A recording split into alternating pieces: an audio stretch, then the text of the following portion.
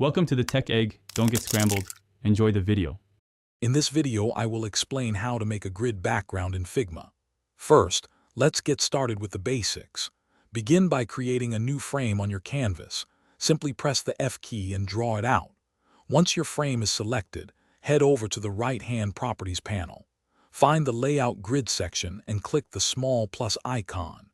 Figma will instantly add a default square grid, giving you a perfect starting point for your design.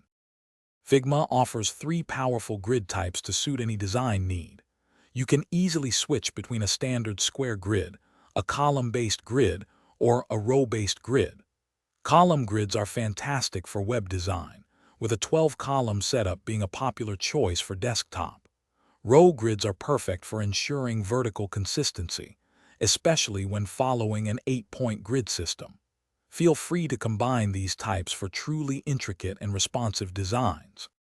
Now, let's dive into the advanced settings to fine-tune your grid. You can easily customize the grid's color and opacity to make it more or less prominent. Define your margins, which is the space around the frame's edges, perhaps 24 pixels on each side.